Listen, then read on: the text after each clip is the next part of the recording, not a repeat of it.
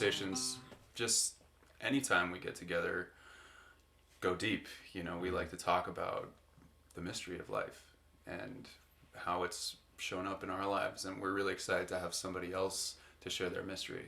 Yeah. I'm honored to be here. It's sweet that you guys invited me. Yeah, it's fun to be the first. It's a special one for sure. Yeah. I'm curious I can know a little bit of why you wanted to start a podcast, but I don't know what was your what was the catalyst for that for you? Well, I do personal development coaching as well as professional development and consulting, and in the process of building those skills, I realized how much I like having conversations, and I also realized how unique everyone's life is. Everyone has a path that they walk, and there's so many things you don't know about somebody when you meet them. Even after having a conversation, there's still so much more there. And so for me, this was a creative outlet, as well as just an opportunity to hear more about what somebody's life entails. Yeah. That's sweet. Yeah. I love that. Yeah. It's just, I've had a lot of big things happen in my own life that have shaped me. And so anytime I meet somebody, I'm really curious about what has made them who they are. Yeah. You know? Yeah, there's so much life that we don't know about. Yes. And especially people who are creative. Yeah. Like people who touch the other side, who are tapped in to the greater reality of what life is. Like those people I find the most interesting. So I was really excited to talk to you because I know you're a creator. I am. You do a lot of different things, right? I hope my life is interesting enough. I'm sure it is, man. You wear a lot of different hats. You know, I do. like I feel like I'm learning more and more. It's like you make music, you make art, you're a photographer, you run a men's group. Professionally, I'm a graphic designer. You're a graphic designer. None of that is even what makes me my money. Those are just things that you're doing on the side. Distract me from my job. Yeah. Yeah. You've worked with youth, kids, right? Like yes. Summer camps. Summer camps. Yeah. I've lived at the Yellow Deli for a month. You've lived at the Yellow Deli. Yeah. Wow. So I've spent time with what some would call as a cult. Okay, tell us about that. Let's start. How'd you get there? Let's start. Yeah. For those who don't know what the Yellow Deli is, it's part of the 12 Tribes, which is a religious group. Depending on how you look at it, cult, maybe not. And they own delis. I mean, have you been to the Yellow Deli? Yes. I imagine. Yeah. Yes. There, you enter and it feels like you're in the Shire. You know, from Lord of the Rings. It is a vibe. It is different. You are out of this world. I mean, one thing I noticed the most, which is easy to miss, is that some of the people who work there are like 70, you know? Like you go to a restaurant and you never see someone serving you food who's got like a gray beard and, you know, is like an elder. So it's sweet. I feel like I'm being cared for. But I left town for 9 months to actually go like be alone. I was like, I need to go be alone in the woods. I need more quiet time in my life. Everything was crazy. COVID was just ending. And I started woofing, which, you know, we're trying to like find farms to work on. And the Yellow Deli's farm in San Diego was listed. And it didn't say Yellow Deli, but they talked a lot about mate. And they love mate. And I was like, are these? And it was, you know, living in community, 60 people on a farm. I was like, and I called them up, and sure enough, it was the Yellow Deli. And I was like, okay, I'll give it a try. Like, I'm intrigued, you know? I don't feel I have the thing in me where I can get sucked into some belief system that I don't believe in. I was just like, I'll go see what these people are up to. Is it nationwide? Is it? Oh, it's worldwide. Worldwide. Wow. Really? Tokyo, Really? Australia, Brazil. I mean, Okay. And their mate comes from Brazil, where they have a farm. And anywhere you go, it's identical too. I mean, you see photos of the Yellow Deli in Japan, and it's the same. It's the same thing, same vibe. You were born here? You grew up here? No, Chico, California. Oh, okay. Yeah. Gotcha. Or do you mean the United States? No, I meant here in Boulder because I was wondering if you recognized it from Well, from here, it was you were in San Diego and you I recognized- left town from here, so I had been here for a few years, Okay. so I did recognize it a bit. Okay. There was that like I think this is the Yellow Deli, Okay. and I loved the Yellow Deli. You know, I was intrigued by what these people were doing, and I entered the exact opposite of what I thought I needed. You know, I left town being like, I need to go be alone in the woods. And instead I went and lived on a farm with 60 people in community, I was in a yurt with 8 other men, 8 other single men, and working on a farm for a month. And it was exactly what I needed. It like changed my whole life. If there's one thing that changed my life, it was that. Really? For sure. Oh my How God. so? What did you get I just want to make sure this is still. I wouldn't live here. I was so individualistic, like serve myself before I serve others. And their whole ethos, I feel, can be boiled down to make sure the person next to you gets fed. And if everyone does that, you'll get fed. You know? Like if your neighbor has food and they're thinking about their neighbor, then someone's thinking about you. And you feel it. And I felt it. And the kids and everyone is just, there's no chores. We're just living. It felt very much like how it used to be. And so seeing that, being in that, I felt all my anxiety was gone. I mean, I didn't even notice until I came back that there's this underlying anxiousness in me that just wasn't there, you know. I felt free. Wow. And yeah. Make sure your neighbor gets fed. Mm-hmm. That's beautiful. Yeah. Yeah. And I feel it's the opposite of our culture, which is I got to make sure I get mine because my neighbor might try to take mine, or, you know, I mean, that's Yeah. at the most extreme. Yeah. Like I got to look out for me, which is so scarce. Like, what if I can't, and then I starve? So it blew me open. It fucked me up, honestly. I left and I was like, I don't know what I do with this. How do I do this in my world? You know? So you lived there for a year. A month. A month. A month. Okay. Yes. Okay. Wow. If I lived there for a year, I probably would have stayed. You for might. ever. You still live there, yeah. Yeah. You'd be a member. I would be a member. Yes, yeah. And after, 3 weeks I was kind of feeling like it was time to go, but they want me to stay because they liked me. You were a community member. I was a community You were member. contributing, Yeah. and you were following that ethos. Yeah. And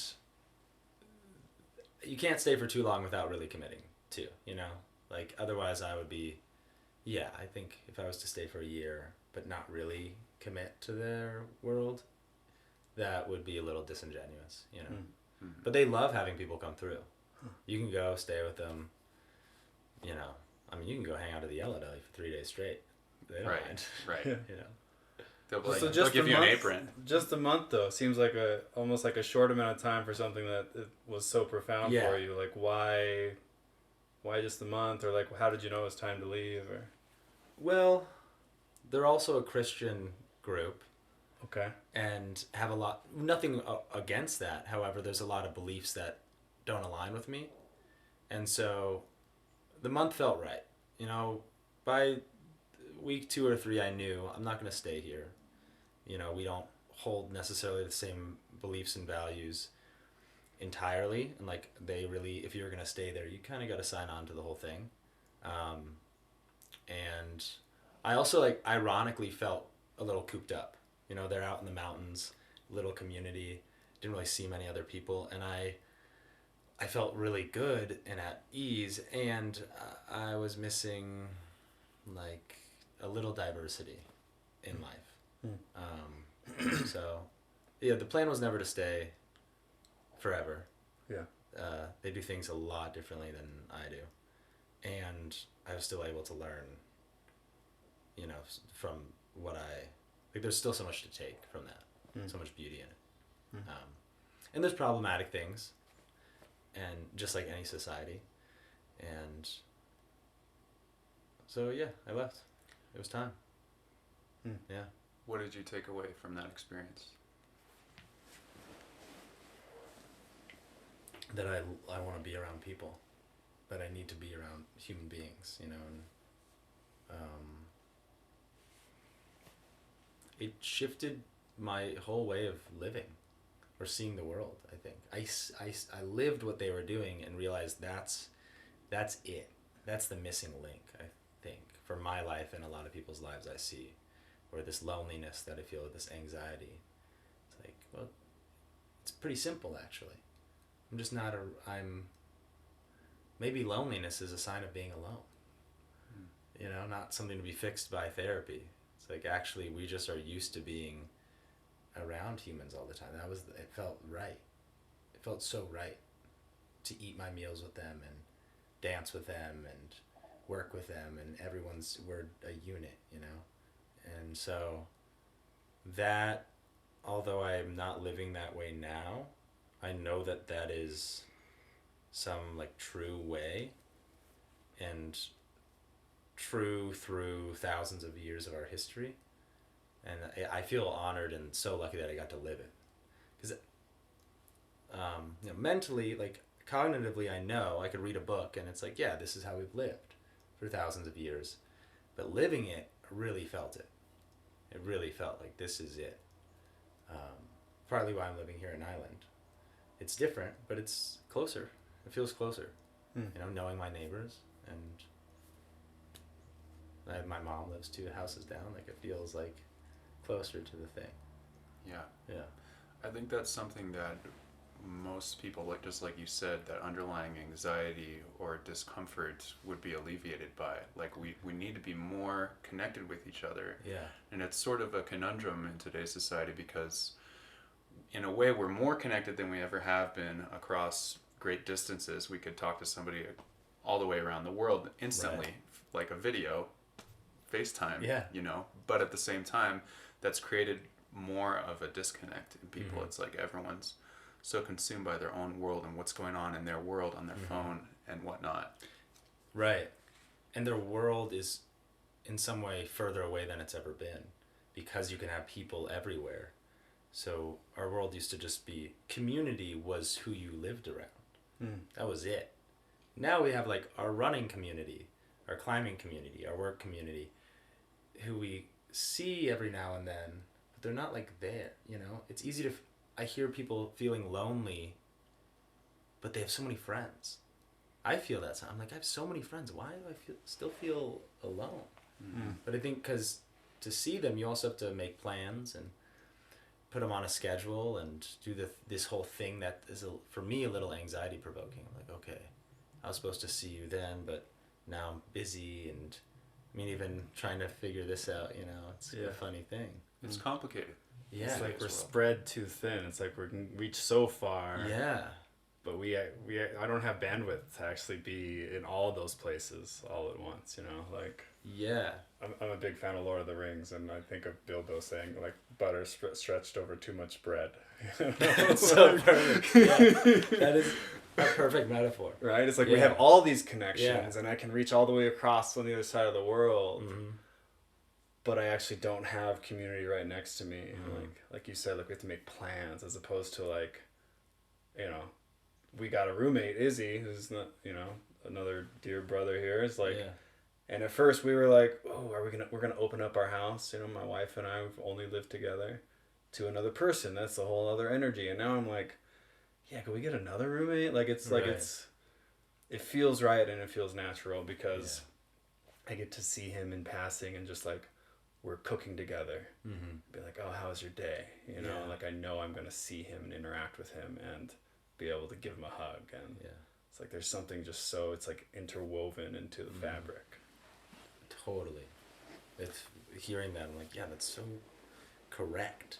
That's like older than, it's as old as time, like cooking with someone versus going to see them and making plans. Like, oh, you just came home and gave him a hug, and I was like, how you doing? Yeah. You know, or make him food.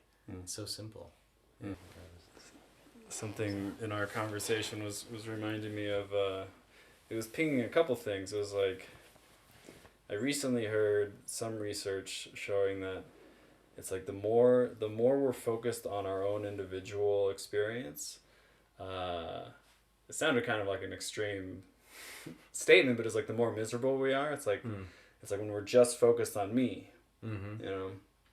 And it relates to, I just started this like positive intelligence like 6-week program, and it's a very like simple thing, but it's basically like interrupting they call it like the saboteurs, all these like patterns of way of thinking, with just a very simple way of like coming present, right? So it's like, instead of being in your head thinking about, well, what about this, what about that, it's like, let's just focus on like, what can I see, what are my sight, or like one sense at a time, like your tactile, what are you smelling right now, right? And so it's like little steps to just like bring your mind back to this present moment.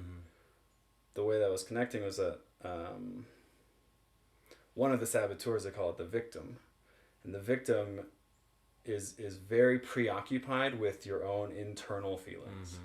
The more preoccupied you are with my feelings, like and especially like negative feelings, the more I'm gonna put on this like victim suit and be like, oh, so like, look, it's so hard in here, you know, which just makes me think of that like in our society we're so focused on ourselves, on feeding me, I need to feed myself, as opposed to, what do you need? What do you need? Can I feed you? Yeah, and the way that we even focus on our own well-being is like self-care, which is a good thing, but we think of that as like, oh, I need to just take care of myself. If I'm feeling a lack of love, I need to get love, versus like, what if I gave love? You know? Yeah. Like it's very much like, I need to work on me. It's me focused. It does that thing like you're saying, you know, where we're looking at ourselves even more and more. And not that I think we should distract from looking at ourselves, but there's like an alternative world where like, oh, if I actually gave love to someone, I could feel that thing. Or if I was to, It's an attitude that you take, you know, and I believe that the more you can take care of yourself for the purpose of showing up in the world for others, the better, right? Like if you're just taking care of yourself just to take care of yourself, it's not going to go very far. Like what makes our lives rich is these connections and interacting with other people, and that attitude of community, that attitude of like, how can I make their life better too? Well, the way that I do that is by being the best version of myself that I can be, and doing what I need to do to make sure that I'm taken care of. And as I'm taken care of to the greater degree, I can show up more for others. But it's not independent of that, right? Like there always has to be this connection with others if we want to be happy. Right? Because what I'm picking up from you is, you weren't sure if you were happy or not. We wanted to go be alone to try and figure it out. And then you ended up in this community where they took on an attitude of like, okay, we're always going to be looking out for our neighbor. Right? And so it sounds like it changed your attitude. Completely. Yeah. To see that was even a possibility or an option. Yeah. And what did you do so it was time for you to leave, you knew it was time for you to leave, and then you left. What happened then? That was a hard moment, leaving. I stayed at a friend's house in Santa Barbara, beautiful place, and felt so lonely.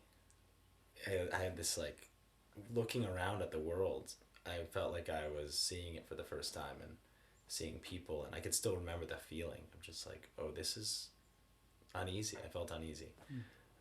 You felt separate again? Yeah, I felt separate, and like staying at my friend's house, I was like trying to do things for her. I like made her coffee in the morning. Like I was missing that. I was like, how can I help? You know, how can I help out?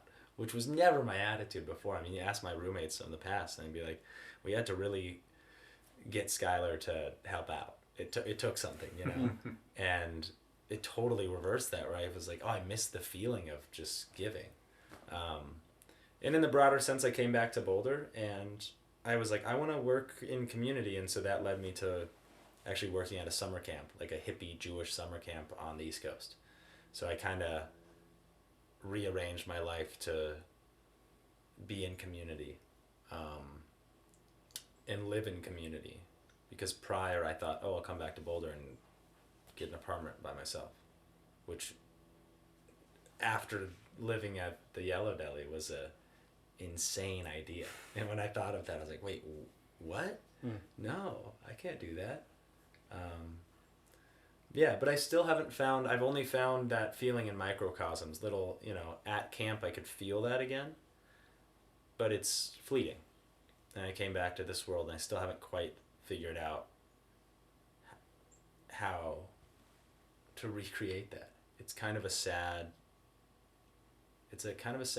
feeling. Like, oh, will I get that again? Like, was that it? Was that as good as it gets in that realm? And I don't know, I feel hopeful, but our world does not call for that.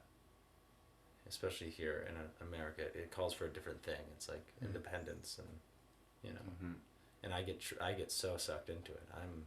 I'm a sucker. I get so into it. I'm like, oh yeah, I want to make a name for myself. I want to be a famous artist or whatever. Like those things. That's there for sure. So, yeah. That's a fine line to cross. It's like ambition. Like we have ambition here, and we're sort of programmed to have ambition from a very young age to make something of yourself, to be something, and that influence causes us to take all these actions and work, try and make it happen. That we forget about that fundamental quality of just like, hey, we're together. We're all together. Yeah. And it just makes me think of like when you go to visit another country and people are living in that way. You see it, you feel it. They're genuinely happy because they all have a role and a purpose in their society and in their community. That's another thing that we're kind of missing because of our privilege. We have it really good here. We have so many things that are so easy, and we have all these specialties, and our way of surviving is we specialize in something, we make money from that, and that's how we fund our lifestyle, right? Well, people in maybe less privileged countries, they just live. Like, your role is to go fishing. I'm good at fishing. I go fishing. Right. That's what I do. Your role is harvesting. I'm good at harvesting, so that's what I do. But it's all centered around how can we keep this community going? There's none of this bullshit of like, how do I make money? How do I get my name out there? How do I get clients and customers? It's just like pure living, and that really resonates with me a lot too. There's a deep yearning there for that, and we've talked about it recently. Like you feel it when you go out camping for more than a day or whatever. Things become simple. How do I take care of myself? Well, I've got to go get some water, and I've got to filter that water. And there's a lot of time in between these actions that we take. Well, now I've got to feed myself. I'm going to feed myself. What else do you do? We're just here. We're all here for the same purpose of keeping each other alive, and there's a lot more time for joking around and just talking and all the things that make us human when we're just in that attitude of living and helping each other along. And so I'm curious what ways you found to feel that again, coming back and living in the way you do now. Yeah. I'll answer that, but I wanted to say on your point that I hear the like slowness of the things taking time is actually beautiful, and we have optimized our lives so much so that everything is so effortless, and actually the time it takes to make a coffee when you gotta make a fire is a really beautiful thing. And you feel that when you're camping or when you're in a place where there isn't that, when you're in a part of the world or just in a moment where there isn't that ease, it actually feels really good. And there's something to that. But how does that translate to this life? Because when I come back here, I'm like, ooh, I like to set my timer on my coffee so I can wake up and it's already made.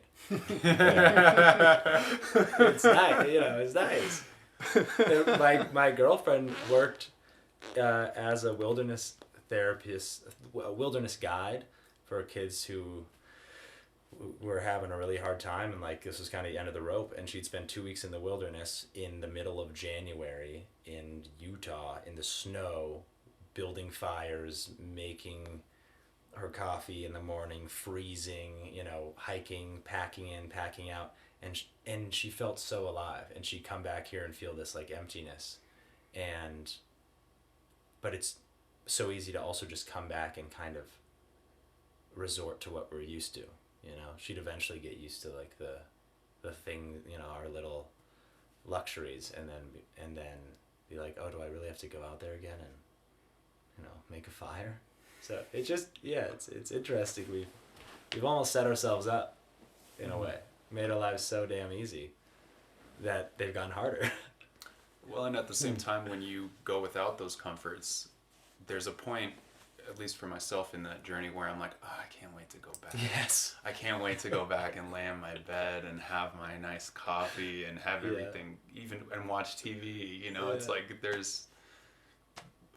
it's good to have those polarities. Yeah. You know, and we're in the modern world anyways. There's no avoiding that unless we want to go live remote, and that takes, you know, a lot of effort and planning to make that happen too. And I mean, that would be lonely unless you've cultivated a large enough community to live that way. Right. You know, so yeah, it's funny what we do to ourselves. Yeah. It really is. I'm just thinking, like, you know, we live here at Nyland, which is a co-housing community, which is an attempt at community. And there are some things that are great about it, and then there's some things, like, for me, you know, I've lived here 2 years, and I'm like, you know, I don't know. I think I would do things differently, or, you know, I think a lot of people that I know share this idea of, like, it would be great to, like, buy some land and get some like-minded people who are, like, in the same life stage, and let's live in community, right? Like, we're all, like, longing for that. But it's challenging because, you know, right now it's like, you're one of my best friends, and we get along, but if we lived right close, like, there would just be more friction. There would be, and there would be, right? When you live with people, like, the person I have the most friction with is my wife, because I live right next to her. We're like, you're in my space. Like, that's not how I want to be doing things, right? And so, I don't exactly know what I'm saying, but it's like, we have this idea, but it's there will be challenges there that, how do you decide who gets to stay in the community? How do you how do you decide who gets in the community? Who gets in the community, and or who makes the decisions in the community, or how those decisions are made? Like, it's all, you know, I see it here in Island. It's like, we have certain ways of doing things that I'm like, man, that feels dysfunctional. Who chose that way of us making decisions this way, you know? Like, you have to get enough people bought in together under some sort of umbrella of, like, this is why we're living together. Because we have choice. It used to just be like, well, you're in the tribe, so we're going to make it work. But now it's like, well, do we want you in the tribe? I don't know. You're kind of rubbing me the wrong way. Like, it's just such a tricky, I don't know the answer to it, but it's have some pipe dream of, like, no, we'll just get some land and it'll be great. That'll be better. It feels like the niche millennial dream. Like, every 30 to 40-year-old I know in Boulder wants that. It's probably not the case in, like, New York City, and maybe it is, or, you know, Kentucky, but everyone I know wants the land and build community. But what it takes to do that, I mean, first of all, you kind of have to work your fucking ass off and make a lot of money now, which separates you even further from that dream, you know. But then if we did have the money, we don't know how to do it. Like, thousands and thousands of years, people were just doing it because, it was the only way to do it, and we had a blueprint. Now, it would be challenging, And I think I'd choose that challenge over these ones. The challenge of, like, ooh, we're going to be in conflict, or I might not have all my space or all my luxuries, versus the challenge of anxiety and loneliness and separateness. Like, that feels harder for me, you know? And I know you two would figure it out and become closer. Like, I think there's a closeness that we've lost because we don't live near each other. And, like, you and Izzy, I imagine, have gotten closer, and I hope stuff has come up, and if it hasn't, it will. Yeah. You know, you live together, but I trust both of you to move through it, you know. And it just makes me think, like there has to be, the glue has to be strong enough, right, to like a commitment, like, no, we're here to do this to then work through the conflict. Like, that's what I love about Right. marriage is like, no, there's a commitment. And Yeah. so I felt this transformation myself. Like, before the marriage, there was some part of me that was like, well, maybe this isn't the thing. Maybe this isn't the one relationship for me, so I could get out of this if this doesn't work. But it's like that commitment is like, no, we're here. And even when I'm like, man, I don't like this. It's like, well, I'm here. And so we have to figure it out. And, you know, like in the past, it's like, well, the option was you stay in community or you go out by yourself, which means you're probably going to die. Community or death. Community or death. So Yeah. you stay in community and you figure out how to work it. But now it's like we have the option to leave. We have the option to be like, well, we're going to kick you out because this isn't working for us. Whereas before they'd be like, oh, we're sentencing you to death. So let's make it work, bro. let's make it work, right? Because we don't want to be responsible for that. But like it's an interesting dilemma. I don't know. I've never thought of it that way, but I do think it makes it. I don't think there's any way to reverse that. I think we are there now, in a place where you can survive on your own. So even if you were to build this beautiful community, you can't go back to how it was, where you needed each other, because we don't. I think that's the sad part of this society, where we can get our needs met elsewhere, is we don't need each other. You know, and it's like a beautiful thing and a little scary too. I mean, there's the trap of that, where if you need your community, that can. What if you don't like your community? What if your role in your community doesn't feel good? Well, too bad. So yeah, I don't think there's a recreation of that. We've kind of. I think in some ways it still is community or death, because if you were to say, okay, I'm done with all this, I'm gonna go be on my own, you're dying inside. You're still gonna feel that loneliness and that anxiety. Whereas if you choose to make it work with the people around you, that's feeding something, and that's initiating change within yourself. You know? Yeah, it's a different kind of dying of the spirit or something. Yeah. Even our how long we live though is that there's a documentary out called Join or Die, which people have watched it here. I haven't seen it, but people in this community really they liked it and enjoyed it, and but it's basically like statistically you will live longer the more tight knit community you have. You live longer. You have better health. You like, so it is like community or die in some ways or another, right? Either it's like emotionally I'm dying, but even that takes a toll on your physical body. So it's fascinating. It's like we don't need each other. We can survive. We don't need each other for survival necessarily, but we need each other to thrive. We need each other to feel enlivened and fulfilled. Yeah. I find it funny that they showed that at the co-housing community. Join or die. Sure you want to leave? Yeah. And time and time again, we see people choose loneliness or, their own pursuits of success where they, it's a classic tale of American society. The guy who wants to become rich and famous and sort of maybe isolates himself and, isn't relationally good with other people and then dies alone. And it's like, in a weird way, there's also this like allure of that in our culture. It's like, get really successful, like become the Wolf of Wall Street and make all the money. But then you kind of, like that leaves you with the loneliness, the ultimate loneliness of like disconnect. Anyways, I did have this thought as you were sharing of like, I think what I felt at the Yellow Deli, ironically, the thing that I was like, this doesn't really work is the religious part. And I think that's what made it work, is that you asked, what's the glue? And their glue was religion. It was the Bible, and it was something outside of themselves that they got to all look at as like, this is the guiding light. It wasn't a voice of one person. And because we also don't have that to connect us, we're kind of left like, okay, we kind of make it up. So if you were to form a community, you'd all have to come in together and agree on things, and it'd be a whole thing to orchestrate. And then that might shift over time, and you might disagree with certain parts. But if it's the Bible, it's the Bible. You know, you're just like, this is it. This is the guide. You know, and so although that was what turned me off, I also understood. I got that. I was like, yeah, you've used this to maintain community. So we have to start a religion.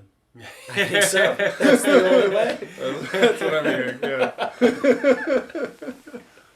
Well, that brings up a really interesting point, because in ancient times, you and your community did have a common idea of what the Creator is, of what the underlying spiritual component of our life is. You all had a similar idea or a similar metaphysical image that you held of the Creator. Now, there's so many different images of what that could be, and my conception of what God is different than what yours is. Do you feel it or not? That's only for you to say. But we don't have a congruent understanding of what that is. So if we were to create a community, I wonder how that would play into it. Right. It would have to be like-minded enough, or have a similar enough connection with those people to have that same understanding. Yeah. Yeah, and it has been almost the separator of communities. Like, I'm this religion, you're that religion, so we're in different communities. Now it doesn't feel that way, which is beautiful. It wouldn't matter if all three of us had held different religious beliefs. We could still sit here, talk, and live together. But if living in intimate community over a period of decades, maybe it would matter. Maybe? I don't know. I don't know. Yeah. It does feel separate from us. Like that belief system and our values can almost feel separate, where you can hold similar values, and you might think God is a dude with a beard, and I might think God is, I don't know, like in a tree or something, and maybe it doesn't matter. What do you think God is? For sure, a white dude with a beard. Yeah, good. Me too. I don't know. God is, I don't know. I remember growing up, my neighbors who were my friends around the same age were religious, and like would ask me if I believed in God, and sometimes I'd be like, I don't know, and it really put them off. Like, God was like, of course everyone believes in God, and now it doesn't feel that way, and I don't know. Maybe is there a different word, or like what would you say is like, what is this thing that we're in that we're doing? Fuck if I know, man. I think my belief is that we're all trying to get as close as we can, and we know so little. So, like, good on all of us for trying. And if I had to place my bet, no one's got it right. But it's the human nature to try and discover or figure it out. We've been doing it, like you said, for forever. You know, we've trying to figure out what this means, and it's such a beautiful thing that human beings can even ask that question. And our minds are so tiny. We know so little. We don't even know about the ocean. So to think we know why the ocean, like, whoa, we don't even know how the ocean yet. So, like, you know, and I think it doesn't, and so I think everyone could be right. But I actually don't have any idea. I really haven't felt it. Like, I don't consider myself being that spiritual, because I don't have that thing in me where I feel God, or I feel like that presence beyond. It's always been hard for me. Whereas my dad and mom are extremely spiritual people, and for them it's like their life. And I didn't get that gene, I guess. I don't know. Well, I wouldn't even say it was a hereditary thing. I mean, just speaking from my own experience, something had to happen for me to feel that and know that there is something greater than myself. I had to have experiences. Yeah. So maybe your parents had experiences that made them believe, oh, there's something here, or made them see there's something here. And if you've been skeptical, or if you've never had that belief until you've had an experience, how can you know? How can you believe? Right. Otherwise, it's just kind of it's a concept. logical concept. Yeah. Can I ask what your experience? Like, what was your experience? That's a pretty loaded answer. let me see if I can articulate it in a succinct way. Well, just for starters, I used to be an addict. I used to have struggles being in my own skin, being comfortable in the world. And the symptom of that feeling was addiction.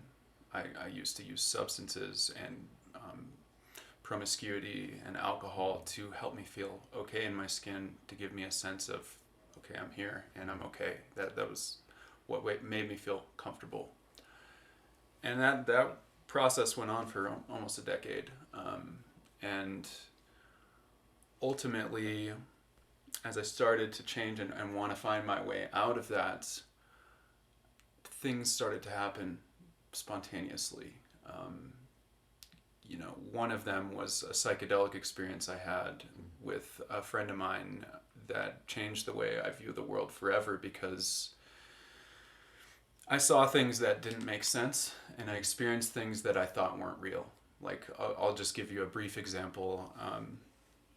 We were on acid and we were in the graveyard on Halloween, which this is a very big story. I don't know if we have space for it right now, but one of the things that happened is all of a sudden we both grabbed onto this tree, and we were across from each other, and we both grabbed onto this tree, and out of nowhere I'm looking at his body, and his body started dissolving.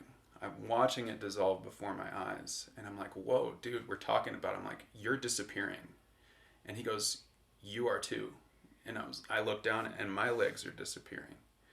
And both of us are freaking out about this, tripping out, laughing, and like, holy shit, we're disappearing. And then we started to ascend into the air. Like, no lie. We're both invisible, talking to each other, and we're 10, 15 feet in the air. Wow. And it was real. We were talking about it as it was happening, and we're getting excited, and there's this like sort of ecstatic feeling of like, holy shit, this is real. This is really happening. And sure enough, we descended back to the ground and freaking out and talked about it a little bit. And that was just one out of a number of experiences that happened in that graveyard together that opened my eyes to the fact that what's happening right here is only a fraction of what's really happening. Mm-hmm. And, that whole night was basically a rebirth for me. Like, we're almost in Halloween now. I love Halloween. It's a rebirth year for me, but these sort of mystical experiences started happening to me, and they were happening frequently. Mm-hmm. Like, I had that experience, then I started having out-of-body experiences when I was sleeping. I started connecting with things that previously I didn't think existed. And when they happened, and especially having a shared experience with somebody where it wasn't just me going through it and being like, oh shit, I was tripping balls. That was crazy. It was like, it was happening in real time, and we were talking about it as it was happening. Both of us were experiencing it. Mm-hmm. So it brought it to another level of realness for me that changed me forever. Wow. And it sort of led me on this path of, I got to figure out what this is. I got to know more about what consciousness is and what these mystical experiences are. And it sent me down this huge, another decade-long rabbit hole of awakening and of finding my spirituality and finding a connection to God and unseen forces. And so it had to happen for me that way because I was stubborn and highly skeptical and didn't want to believe. And I had such bad experiences growing up. With religion being imposed upon me, and this is what you should believe, this is how things are, shattered all of that to such a degree that I'm left with an unknowable feeling that there is something so much greater than what we're experiencing day to day, and it's always here. It's always here. It's always accessible inside of us, outside of us. When we connect with one another, the magic is always here. Sometimes you just have to have the right eyes to see. Yeah. That's beautiful. Yeah. Thanks for sharing that. Yeah. I wish we had a few more hours. There's a whole graveyard story. We can get back round into two, it at a different 3, time. Yeah. When you share that, I feel envious. I'm like, and maybe that's what it takes. I mean, it makes sense. That's what it takes. I'm a skeptic as well, kind of like pretty super logical. I'm like, I think I was 8 when I like forced my mom to tell me that the tooth fairy wasn't real. I was like, no bullshit, Mom. I know. I just didn't believe in anything, you know. And so I want that. Like I want that experience, and maybe we'll just can't force it probably, but. Well, I'm curious if there has been anything in your life that you've experienced that you can't explain. Maybe it's a dream or something that you're like, whoa, that was freaky. Yeah. That was unusual. Not off the top of my head. I've heard stories, and like reincarnation stories specifically, or like people knowing, and I believe them. I'm like, yeah, that makes sense. Like, I don't think I don't think so many people are making that up. Just like when you share this, I'm like, I believe that, but I haven't had it happen personally to me, and I would like it to. I would. I kind of want that, but I'm also so just like, I'm not seeking it, and so, yeah, it kind of leaves me being like, oh, I'm not sure. Could be. That could be the thing, and yeah. Have you ever said, I want that out loud before, like you just did to me? No, not really. Perhaps you're opening a door. Yeah. By stating out loud that you want that connection. You want to know more. You want to feel that spirituality. You want to know what it is. Yeah. And that skepticism can be so strong that it almost shuts that door in a lot of ways. Like when you hear something outlandish, you're like, well, maybe that's true, maybe it's not, but it hasn't happened to me, so how can I know if that person's telling the truth or not? Yeah. When you're around somebody who has felt that and lives that in their life, you feel that's real, right? And so I'd be curious to see what happens now. I mean, maybe even just that simple act of stating it out loud, I want that, might stimulate you towards some pursuant of, I want to know what the greater glue is. What is this thing that we call spirituality? Yeah. I feel it's maybe the next time I hop on this podcast with you guys, I'll know some stories. Yeah. So I really do. I have a hesitation saying I want it, but I do want it. I think because it's where I come from, whereas you shared you came from a religious upbringing, and like I came from the opposite, where I came from spirituality. So I'm actually like, my getting away from it was part of my growing up, but actually, like, I do want to feel that. I have a desire to feel something more than just what's happening on this physical plane. I think on like there's like a lower arc and a higher arc. The lower arc is feeling connected with your community, feeling connected with other people, and the higher arc is feeling connected to something greater. And you're getting a taste of that when you're in community and connecting with other people. When you've gotten a taste of being connected with something greater, at least in my experience, that doesn't leave. You can forget about it, but every time you remember, oh, that's always there. I'm always connected. And so I think that can also, being connected with our community can also cultivate that greater feeling of connection, because we realize that we have more in common than not. And I think pursuing that and sort of what alleviated some of that anxiety and loneliness in you is like a really good doorway into feeling that overall connectedness. And so I want to ask you again, what helps you to feel connected? Right, you asked that. That's okay. I was hanging on to it. We're having a good discussion, but I think about, this won't be too surprising because we've talked a lot about community, but when me and my friends go out, we'll have like Airbnb birthday parties for my birthday or my girlfriend or whatever, and like waking up in the morning and 12 of my friends are around me and we're just going slow in the morning and someone's making breakfast. I'm just like, I can just relax, like everything's okay. That's like because I'm not having to achieve anything either. You know, I'm an achiever. I'm like, project, let's go, like this, that. I mean, that's why I have all these things I do. But they never those excite me. Those bring me like excitement and this peak feeling of like, fuck yeah, I did it. But they're just relaxed, like connection to myself and heart, and like, that's it. It's really that like easeful, I'm okay, I'm taken care of. I don't have to do anything. I don't have to make these people laugh or impress them, you know? Yeah. That's really it. And this is a related question, but slightly different. Where does your creative spark come from? No idea. Yeah. Because it's there, and it is super alive. There's no turning it off.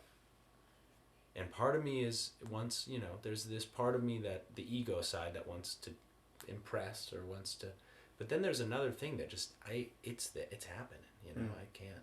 Yeah, I don't know. I feel like that's the only real answer that makes sense. Yeah. I mean, you could give an answer, but then we could just ask again, like, well, where does that come Where from? does that come from? Yeah. Like, I don't know. There's something there, and this, I don't know, my soul, spirit, something, you know, something just, there's no stopping, you know. I think that's partly what I was feeling at the Yellow Deli that had me leave, was like, I still have this desire in me to create, to make, to I don't know. Yeah. What fills you with wonder? Wonder. Yeah, what's something like that you look out like this world that we live in, you're like, that thing. When I'm looking at that, I'm like, what the hell? How is that? Why is that? What is that? Like, wonder. Will you answer first? Will you give me your answer so I can think for a second? Sure.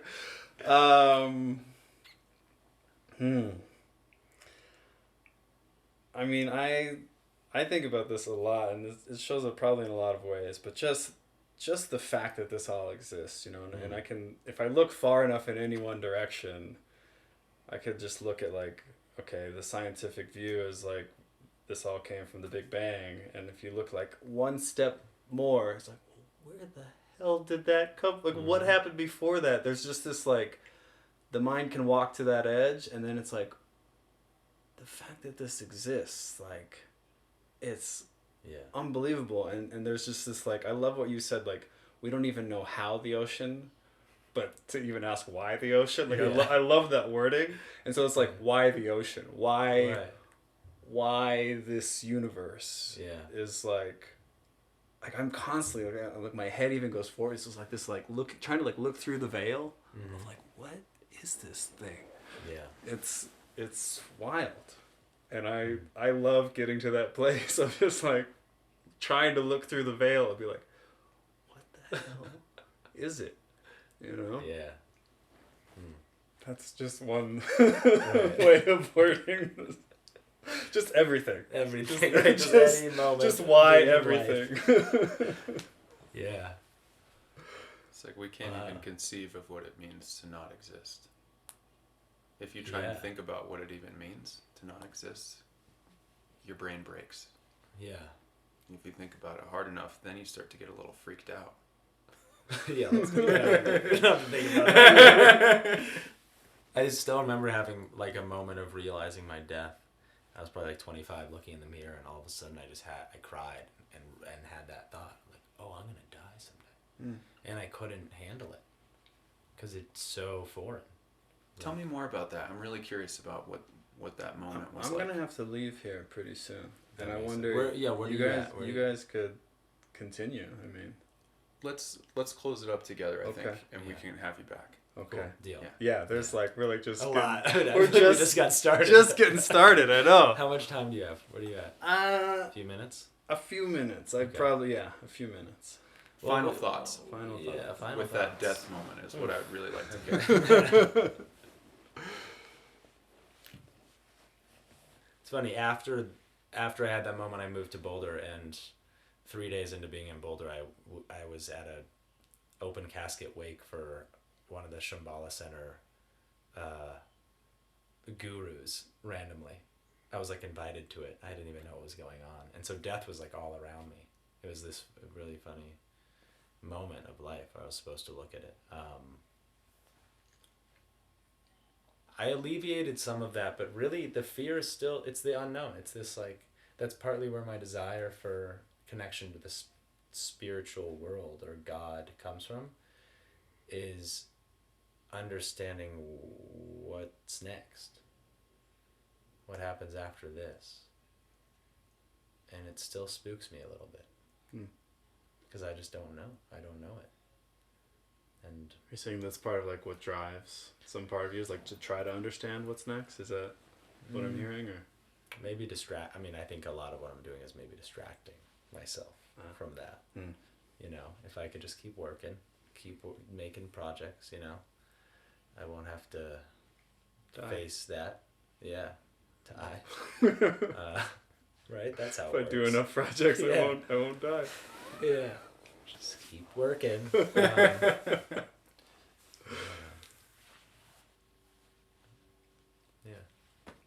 I don't know if that answered your question, but it's a hard question to answer. I was just curious because earlier I asked you if anything profound had happened, and you said I can't think of anything, but it brought you to this moment, and that seems really profound. That was profound, yeah. And it also brought you here to Boulder, which is kind of like a hub of awakening. Yeah. I mean, many of us, myself included, came here for a fresh start, and I found myself here. Yeah. You know, like this place, I feel like can either take you in or spit you out, and it took me in because I needed to find who I was here, and if I hadn't moved here, I'd probably be dead. Right. You know, but now I contemplate death every day fairly comfortably because I know it's inevitable. But I can't say before that was even like a regular thought that I was having. And now trying to touch on that, at least every day, gives me the perspective to really be here with whoever I'm with, you know? So,